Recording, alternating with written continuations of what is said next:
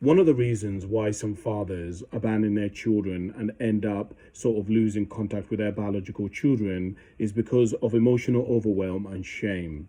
Let me read something to you.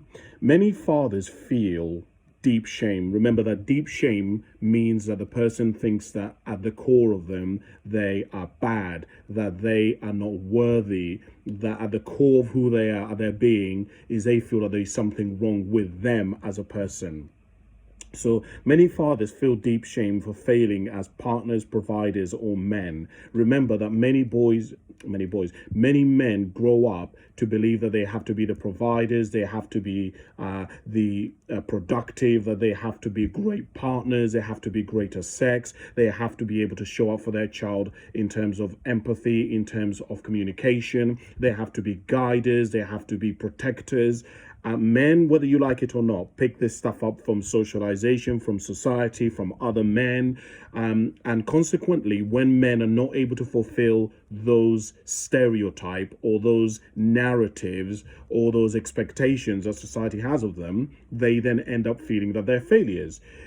So if they're already carrying unresolved trauma, guilt, or self-loathing, contact with their biological children can trigger those feelings, and instead of facing them, some men withdraw. So you hear men say things like, if I can't be no, they might not even say this in their head, they might be going and saying to themselves, and they're not even aware that they're saying this to themselves. They might say, if I can't be a good dad, maybe my family or my children are better off without me. This is often self-deception, but it is rooted in unbearable feelings of inadequacy.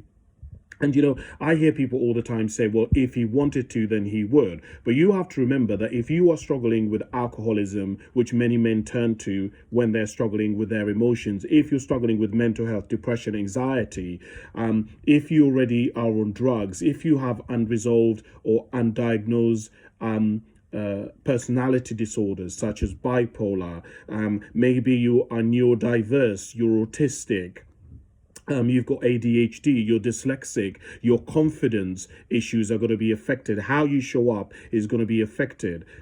Many of us know that the kids or people who are undiagnosed with autism or neurodiversity, however it may manifest itself, do not show up in the same way as other people.